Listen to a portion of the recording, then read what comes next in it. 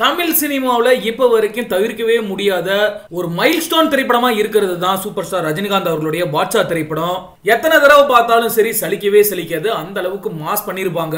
இந்த ஒரு திரைப்படம் தான் இப்ப அதிநவீன தொழில்நுட்பத்தோட தியேட்டர்கள்ல ரீரிலீஸ் ஆக போகுது. இதுதான் சூப்பர் ஸ்டார் ரஜினிகாந்த் ரசிகர்கள் மத்தியில மிகப்பெரிய மகிழ்ச்சி ஏற்படுத்தி இருக்கு. ஓகே, என்ன நடந்திருக்கு, என்ன அப்டேட் அப்படின்றத பத்திலாம் டீடைல்டா பார்க்கலாம்.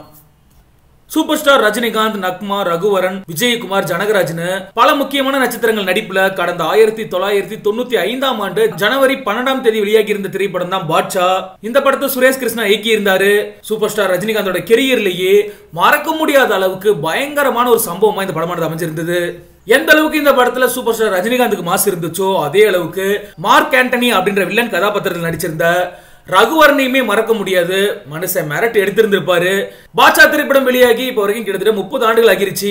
ஒரு முக்கியமான விஷயத்தை மறந்துடவே கூடாது. இந்த படத்தோட வெற்றியில முக்கிய பங்கு தேவாவோட இசைன்னு சொல்லலாம். குறிப்பா பாட்ஷா படத்துல வரக்கூடிய பிஜிஎம் மறந்துடவே முடியாது. ஆல்ரெடி இந்த படத்தை 2017ஆம் ஆண்டு ரீரிலீஸ் செஞ்சிருந்தாங்க. இந்த நிலையில தான் திரும்பவும் ஏப்ரல் மாதத்துல பாட்ஷா திரைப்படத்தை 4K டிஜிட்டல்ல ரிலீஸ் செய்ய முடிவு செஞ்சிருக்காங்க. இதை இயக்குனர் சுரேஷ் கிருஷ்ணா தெரிவிச்சிருக்காரு. பாட்ஷா திரைப்படமானது 4K டிஜிட்டல் ரிலீஸ் ஆகிறது ரசிகர் மத்தியில் மிகப்பெரிய மகிழ்ச்சி ஏற்படுத்தி இருக்கு. கண்டிப்பா பாட்ஷா திரைப்படமானது ரீரிலீஸ்லயுமே பாக்ஸ் ஆபீஸ்ல மிகப்பெரிய சாதனை படைக்கும் அப்படின்னு நம்பப்படுது. இந்த படமானது சம்மர்ல வெளியாக போறதுனால கண்டிப்பா நிறைய ரசிகர்கள் தியேட்டருக்கு வருவாங்க அப்படின்ற எதிர்பார்ப்பும் அதிகமாக இருக்கு. சூப்பர் ஸ்டார் ரஜினிகாந்த் நடிப்புல கடைசியா வெளியான திரைப்படம் அப்படின்னா அது வேட்டையன். அதற்கு பிறகு இப்ப லோகேஷ் கனகராஜ் இயக்கத்துல கூலி படத்தில் நடிச்சுக்கிட்டு இருக்காரு. இந்த படத்தோட படப்பிடிப்பானது விறுவிறுப்பா நடந்துகிட்டு இருக்கு.